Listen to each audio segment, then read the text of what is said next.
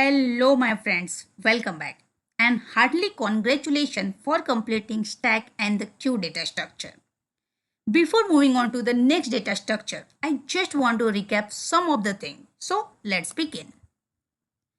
Firstly, stack and queues are the best choice to be used when we want insertion and removal only at the extreme ends.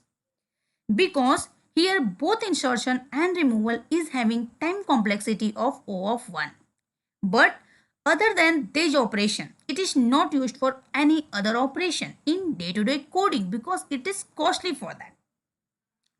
So here we understood the stack and queue is actually designed for insertion and removal at the specific end, and there we are getting the time complexity of 1.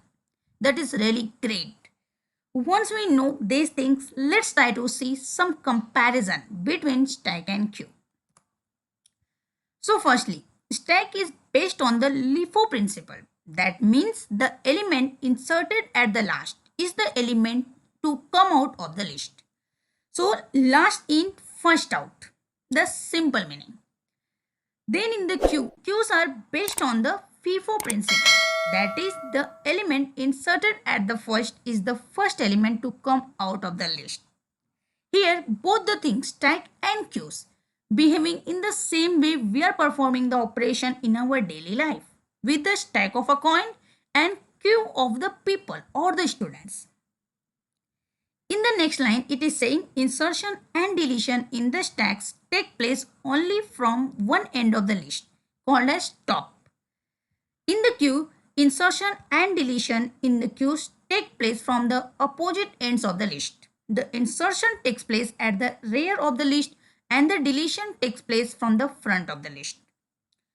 Once we know actually the logic or the concept behind the stack and queue, we need to understand what is called insertion in the stack. So insertion operation is called push operation in the stack, while in the queue the same operation is called enqueue. Then deletion operation is called pop operation in the stack. On the other hand, deletion operation is called dequeue operation.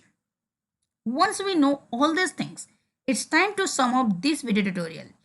Let's meet in our next video tutorial where we will see some practical things based on our data structure.